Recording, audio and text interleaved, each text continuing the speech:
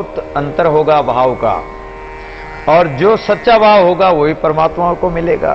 संत वो चाहे संत बन जाए, केवल संत का बाना बना रखा है, एक जैसे साधु लग रहे हैं, लेकिन उसके भाव में अंतर तो होगा ही होगा, और भाव से ही वस्तु बिकेगी। अगर भाव कम हो गया तो घाटा लग गया, और भाव ज्यादा आ गया तो फायदा हो गया। यौमन मारे मोमिना, यौमन मारे मीर, यौमन मारे साधका, यौमन मारे पीर है। इसलिए कहते हैं कि ये मन जब तक स्थिर नहीं हुआ और चंचल रहा, तो इस चंचल मन ने बड़े बड़े मोमिन, मुसलमान, मीर, बादशाह और साधकों को तथा बड़े बड़े पीर पैगंबर को भी नहीं छोड़ा इस मन ने। दादू मन मारे मुनिवर मरे, सुर नर किए संगार, ब्रह्मा विष्णु महेश सब राखे सिरजनहार।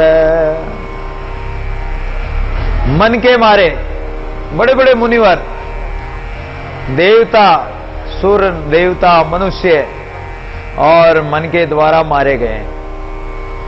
ब्रह्मा विष्णु महेश ये भी मन के द्वारा मारे गए। कहीं कहीं ऐसी पुराणों में कथाएं आती हैं, जो ब्रह्मा जी सरस्वती के पीछे भागे,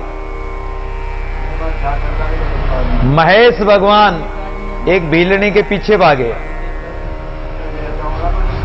बताओ इनका क्या कहा जाए? तो राके सृजनहार। बाहर जाके बात कर लो। मन बाए मुनिवर मये, ब्रह्मा विष्णु महेश, सिद्ध साधक योगी यति, दादू देश विदेश। तो इस मन को रखने वाला, मन को वश में कर ले, वो तो ब्रह्म स्वरूप हो जाता है। बाकी कोई नहीं बचा इस मन से। बहुत विरले कोई संत महापुरुष, जैसे सुखदेव जी, दादू दयाल, कबीर, नामदेव, इस प्रकार के कोई संत महापुरुष बच गए। मन बाए मुनिवर बड़े, ब्रह्मा विष्णु में सिद्ध साधक, बड़े बड़े सिद्ध महापुरुष, साधक, साधना करने वाले, योगी, जति, तपी, सन्यासी, चाहे देश में हो चाहे विदेश हो, इन मन ने सबको ठगा। लेकिन ठगने के बाद में भी कोई संभल जाए तो वो भी बच सकता है। जिन ठगे शंकर विदाता, इंद्रदेव मुनि, आपने वो अधिपति ठग्यो जिन चंद्र है। अरे मन का देवता चंद्रमा है, लेकिन चंद्रमा को भी मन ने ठग लिया। और योगी जंगम सन्यासी सेक कौन गिने, सबनी को ठगत ठगावे ने सुछंद है। तापस ऋषिश्वर सब पच पच गए, काऊ के न आवे हाथ, ऐसो या बंद है। सुंदर कहत बस कौन विधि कीजे ताई, मन सोने को या जगत माई रिंद है। इस मन के जैसा रिंद पापी तो और कोई है ही नहीं। और ये मन क्या चाहता है? पूजा, मान बढ़ाइयां, आदर मांगे मन। बस मन को तो यही चाहिए, आदर मिले, पूजा मिले, स्वागत सत्कार मिले, मान सम्मान दे लो। ये मन यही चाहता है। राम गए सब पर हरे, राम को ग्रहण करना, सबका परित्याग करना इसके बस की बात नहीं। लेकिन साधु संत जन इस मान सम्मान से परे होकर परमात्मा को ग्रहण करते हैं, परमात्मा का नाम सुमिरन करते हैं और माया इत्यादि मान सम्मान का त्याग कर देते हैं। और जो ऐसा त्याग करते हैं वही वास्तव में साधु है, संत है।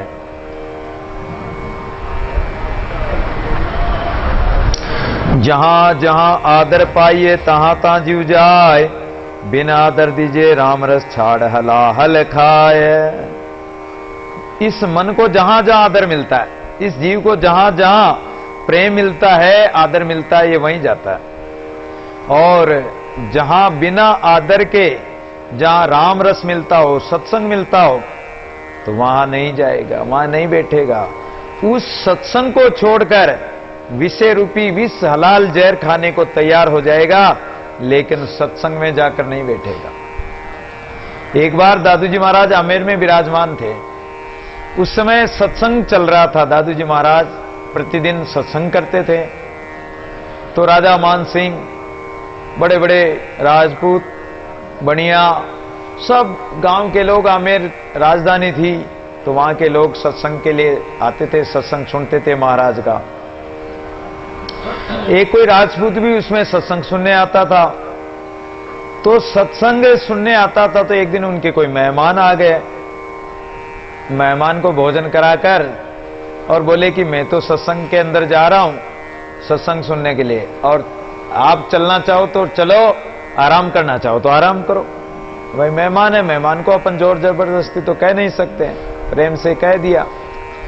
उसने कहा कि मैं भी चलूंगा आपके साथ। आप दोनों राजपूत सत्संग जहां चल रही थी, महाराज विराजमान थे आमेर में, तो आ गए। अब जो सत्संगी भाई था आमेर का, जो वो राजपूत, उसको तो पता था, वो तो सत्संग चल रही थी तो चुपचाप आके जहां जगह मिली वहीं आके बैठ गया। लेकिन जो उनका मेहमान आया था सगा संबंधी, वो उसने सोचा कि लोग मेरा आदर करेंगे, लोग मुझे प्रेम से बिठाएंगे कि आओ ठाकुर साहब इधर विराजो, यहां विराजो, आपके लिए कुर्सी लगाएं, पलंग लगाएं, तो कोई आदर करेगा जब तो बैठूं। तो वो अकड़ के मारे बस ऐसे खड़ा रहा ठूंठ की तरह, वो बैठा ही नहीं। अब वहां सत्संग में तो कौन उसको कहता है कि तुम आओ और यहां बैठो। अरे जिसको सत्संग ज्ञान लेना है वो आके चुपचाप सत्संग सुने, बैठ जाए जहां जगह मिले वहीं।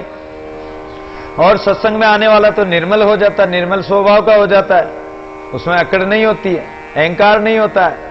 नेटरी माटी में मिलना, मोड़ मोड़ दे काहे को चलना, काहे को अपना मंडुला यूं तन अपना निका धरना, कोटि वर्ष तू काहे न जीवे, विचार देख आगे है मरना। एक न एक दिन मरना है, अहंकार किस बात का करना, मोड़ मोड़ कर देह को क्या चलना, अकड़ना क्या है। अब तो वो बड़ा उसे दुख हुआ, अहंकार उसको बैठने नहीं दिया और विचार किया कि अरे ये सारे मोड़े मोड़े बैठ गए हैं और ये क्या जानते हैं, किसी का सम्मान करना, मान सम्मान करना क्या जानते हैं, हम ऐसे ऊंचे पद के हैं, हम वहां के राजा हैं, अधिकारी हैं। और ऐसा अहंकार करके बाहर निकल गए। और बाहर निकलकर आमेर में जा रहे थे, रास्ते में एक वारांगना का घर पड़ता था। उसने देखा कि एक बड़ा सुंदर राजपूत कोई जा रहा है, इशारा किया कि भाई साहब इधर आओ, भाई साहब इधर आओ। वहां जहर खाने के लिए चला गया।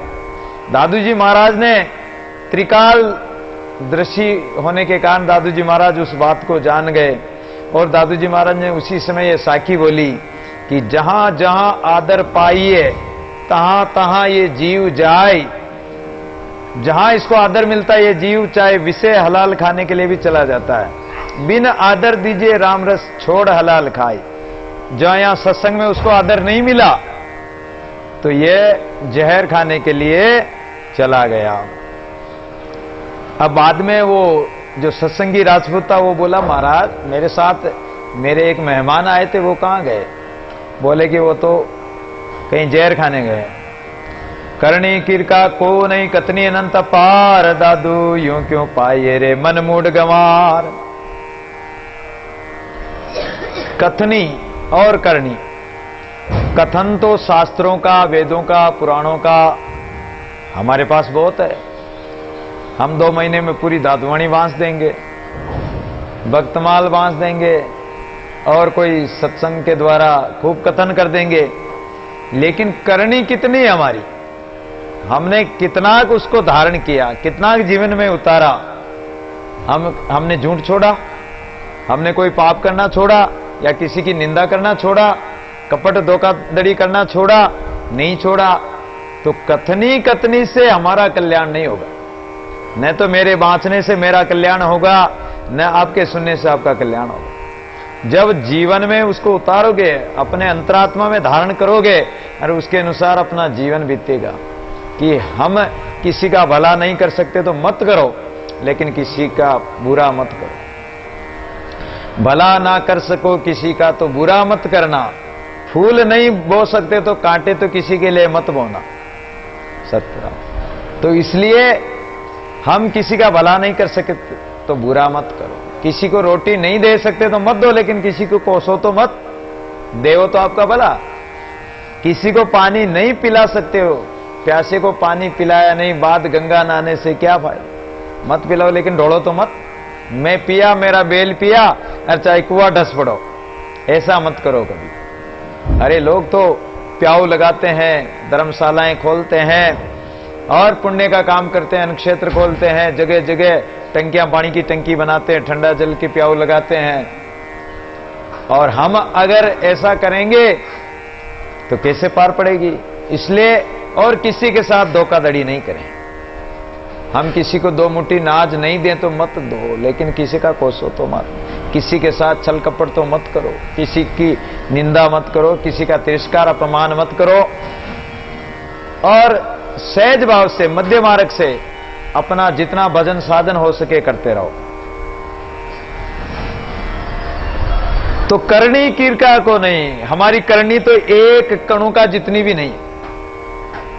कथनी अनंत पार, दादू यूं क्यों पाए रे मन मूड गंवार। अरे मूर्ख मूड प्राणी, गंवार प्राणी, ऐसे परमात्मा नहीं मिल सकता है। दादू मन मर्तक वया इंद्रिय अपने हाथ, तो भी कदे न कीजिए कनक कामनी साथ। मन चाहे मुर्दा क्यों ना हो जाए और इंद्रियां अपने वश में क्यों ना हो जाए, लेकिन फिर भी कनक कामनी का साथ न करें। ये मन फिर भी विचलित हो जाता है। अब मन निर्भय घर नहीं भय में बैठा आए, निर्भय संगते भी छुड़िया तब कायर वे जाए। अब तो हमारा मन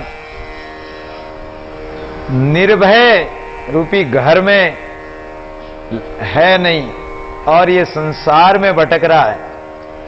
तो निर्भय घर में तो ये गया नहीं। निर्भय घर कौन सा है? परमात्मा का अजर अमर घर है। उस अविनाशी घर को तो इसने पाया नहीं और ये भय रूपी संसार में ही बैठा हुआ विषयादि में। जो निर्भय परमात्मा था उसका संग तो बिछुड़ गया है, इसलिए अब ये कायर हो गया है।